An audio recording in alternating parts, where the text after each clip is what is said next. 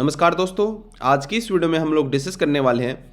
आप लोगों का बेसब्री से जो इंतज़ार हो रहा था वो अब कंप्लीट हो चुका है। रेलवे की वैकेंसीज़ यहाँ पे आ चुकी हैं, यानी कि आरआरबी की वैकेंसीज़, ठीक है, जिसमें से आपकी नर्सिंग स्टाफ की भी वैकेंसीज़ हैं, फार्मासिस्ट की भी हैं, और जो जितने भी अदर पैरामेडिकल डिपार्टमेंट है उन सभी की यहाँ पे वैकेंसीज आ चुकी हैं। सेंट्रल ये वैकेंसीज रहने वाली है। कंप्लीट डिटेल में आप लोगों को बताऊंगा, वीडियो के लास्ट तक जरूर बने रहें।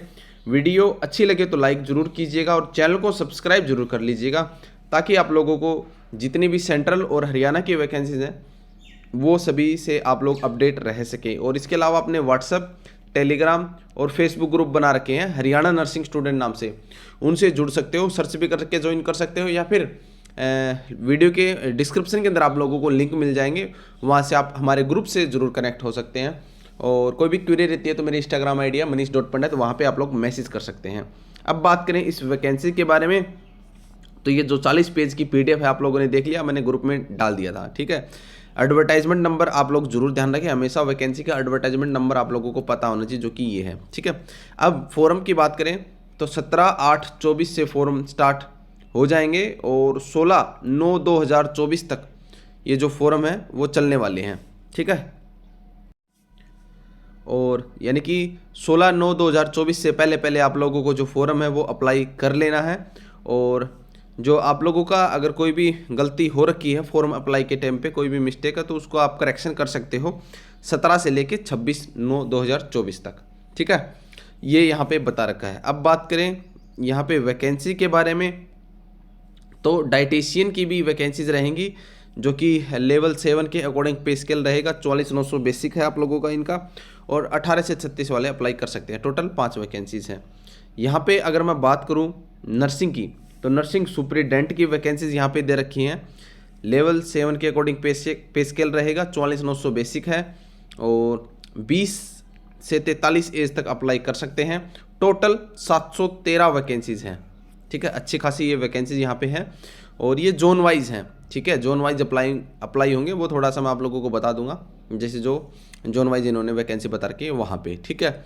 और जो एज रिलैक्सेशन है वो एज पर सेंट्रल यहाँ पे आप लोगों को मिल जाएगा। जो SC कैटेगरी है, BC है, OBC है मतलब, ठीक है, तो वो उसके हिसाब से है, जो कि PDF में दे रखा है, आप लोग देख लेना, ठीक है। क्लिनिकल साइकोलॉजिस्ट की भी हैं और डायलिसिस टेक्नीशियन की भी हैं यहाँ पे, हेल्थ एंड मलेरिया इंस्पेक्टर की भी हैं, लेबोरेटरी सुपरिटेंडेंट की भी हैं, ठीक है, फिजियोथेरेपिस्ट की भी हैं। इसके अलावा कैथ लेबोरेटरी टेक्नीशियन की है, फार्मासिस्ट की भी हैं। यहाँ पे फार्मासिस्ट की दे रखी हैं 246 वैकेंसी, ठीक है। रेडियोग्राफर, एक्सरे टेक्नीशियन की भी हैं, कार्डियक टेक्नीशियन की है, ऑप्टोमेट्रिस्ट की है, ECG टेक्नीशियन की है, लेबोरेटरी असिस्टेंट ग्रेड 2 की भी दे रखी हैं, फील्ड वर्कर की भी दे रखी हैं। इस तरीके से सारी वैकेंसीज हैं। कितनी कितनी हैं वो आप लोग ने देख लिया होगा, ठीक है। अब बात करें आगे, टोटल 1376 वैकेंसीज ये दे रखी हैं। देखो, एक तो ये ऑनलाइन अप्लाई होगा ये फॉर्म, ठीक है, ऑफलाइन नहीं है, ऑनलाइन होगा। इसका जो एग्ज़ाम है वो भी CBT है, ऑनलाइन कंप्यूटर के ऊपर आप लोगों का एग्ज़ाम होने वाला है, ठीक है। नेगेटिव मार्किंग की बात करें तो 1/3 नेगेटिव मार्किंग रहेगी, ठीक है। अगर 3 क्वेश्चन गलत हो जाते हैं तो 1 नंबर आप लोगों का जितना भी आपने स्कोर प्राप्त किया उसमें से कट जाएगा, अगर 3 क्वेश्चन गलत होते हैं। इसके बाद सिलेबस की बात करें तो सिलेबस इसमें दे रखा था। यहाँ पे जो आप लोगों का सब्जेक्ट है, यानी कि नर्सिंग की अगर बात करें तो नर्सिंग वाले, अगर फार्मासिस्ट है तो फार्मेसी के जितने भी सब्जेक्ट हैं, ठीक है। ECG वाले तो ECG का, लैब है, लैब टेक्नीशियन है तो लैब वाले, ठीक है। तो वो जो भी, अगर नर्सिंग की बात करूँ तो नर्सिंग के 70 क्वेश्चन आएंगे, ठीक है, यहाँ पे आप लोग देख लेना। और उसके बाद जनरल अवेयरनेस के 10 क्वेश्चन, यानी GK, जनरल अर्थमेटिक और जनरल इंटेलिजेंस एंड रीजनिंग, यानी मैथ और रीजनिंग के 10 क्वेश्चन, जनरल साइंस इसके भी 10 क्वेश्चन। टोटल 100 नंबर के होने वाला एग्जाम आप लोगों का, यानी कि 100 क्वेश्चन आएंगे, जिसमें से 70 तो आप लोगों की नर्सिंग होगी और 30 नंबर जो ये अदर सब्जेक्ट है ये हो गई, ठीक है। 1/3 नेगेटिव मार्किंग आप लोगों की रहने वाली है इसके अंदर। CBT ये होने वाला है, ठीक है। लास्ट टाइम जैसे जो हरियाणा वाले जितने भी कैंडिडेट हैं जिनका हरियाणा का डोमिसाइल था, उनका सभी का एग्ज़ाम करनाल के अंदर हुआ था, ठीक है। तो इसी तरीके से चाहिए आप किसी भी जोन से अप्लाई करो, ये नहीं है कि आपने जम्मू से अप्लाई करते हो तो जम्मू जाके एग्ज़ाम होगा, ऐसा कुछ नहीं है। ठीक है, जो भी आपके नियरेस्ट स्टेशन होगा वो आप लोगों को एग्ज़ाम देने के लिए मिल जाएगा। हाँ, अगर आपने जम्मू के लिए अप्लाई किया है तो पोस्टिंग आप लोगों की जम्मू जोन के अंदर रहने वाली है।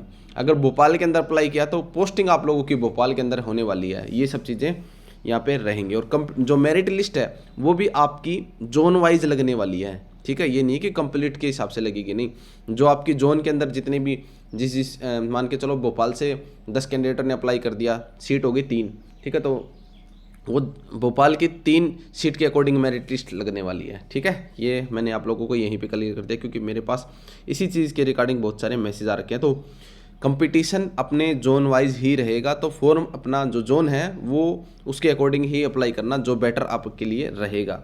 ठीक है, अगर आपको सिलेक्शन चाहिए तो वो देखो, नियरेस्ट स्टेशन चाहिए तो वो देखो।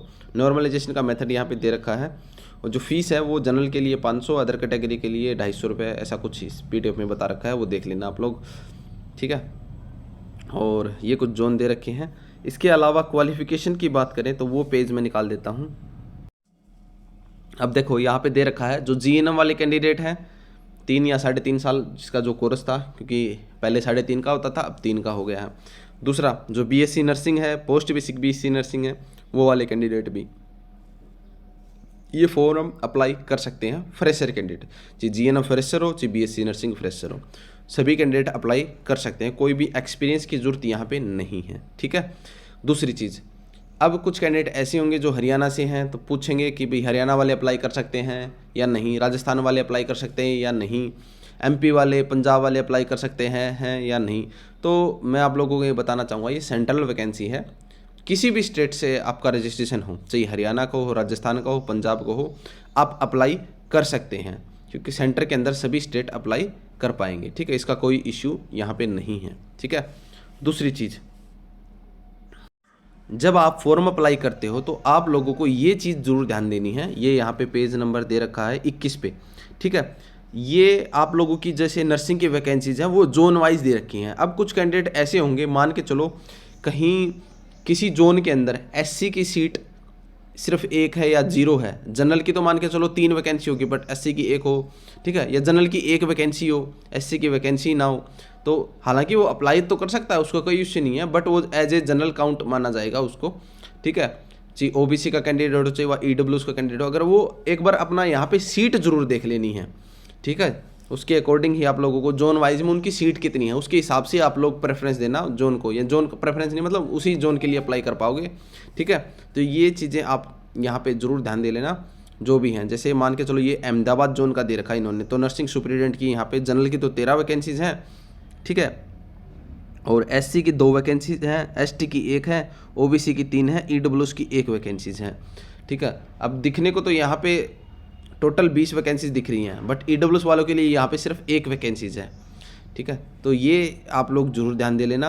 अब जैसे प्रयागराज दे रखा है इन्होंने, ठीक है, अजमेर दे रखा है, बेंगलोर दे रखा है, तो ये अपनी जो zone wise category wise seat जरूर देख लेना जो भी अप्लाई कर रहे हैं कैंडिडेट, चाहे वो जनरल से हो, चाहे वो EWS से हो, SC से हो, या OBC से हो, ST से हो। ठीक है, तो ये सब चीज़ें हैं जो कि आप लोगों को ये पेज नंबर 21 से स्टार्ट मिल जाएगा, ये आप लोग जरूर ध्यान देना। सिलेबस की बात करें तो यहाँ पे सिलेबस दे रखा है नर्सिंग सुपरिटेंडेंट के लिए। ठीक है, ये सब्जेक्ट आप लोगों के रहने वाले हैं, इस सब्जेक्ट से कुछ भी कहीं से कुछ भी आ सकता है। ठीक है, बाकी GK VK, मैथ, रीजनिंग और साइंस वो तो है ही अलग से, ये नर्सिंग के सब्जेक्ट हैं, इन सब्जेक्ट से कुछ भी आ सकता है, यानी कि ये समझो कि नर्सिंग से भी कुछ आ सकता है, कोई इश्यू नहीं है। पेपर जो आप लोगों का नॉर्मल लेवल रहता है, इतना हाई नहीं रहता, नॉर्मल टू मॉडरेट। ठीक है, हाँ, नेगेटिव मार्किंग है उस पर ध्यान जरूर दे लेना, प्रैक्टिस सेट जरूर लगा लेना, और कौन सी बुक प्रेफर करें तो PR यादव इनफ रहेगी। जी, PR यादव जिसने पढ़ रखी है वो PR यादव कर ले, और जिसने प्रीति अग्रवाल पढ़ रखी है तो प्रीति अग्रवाल का ही रिवीजन कर ले, और अगर किसी ने टारगेट हाई कर रखी है तो टारगेट हाई का ही रिवीजन कर ले। जो भी बुक इनमें से कोई भी एक बुक है ना आप लोग पढ़ सकते हो, NCLEX या फिर मोसबी। ठीक है, ये पढ़ने की जरूरत नहीं है इस एग्ज़ाम के लिए। PR यादव, प्रीति अग्रवाल या टारगेट हाई में से कोई भी एक बुक उसको बार बार पढ़ो, उसका रिवीजन लगाओ। ठीक है, ये यहाँ पे रहने वाला है। मैंने आप लोगों को नर्सिंग में बता दिया।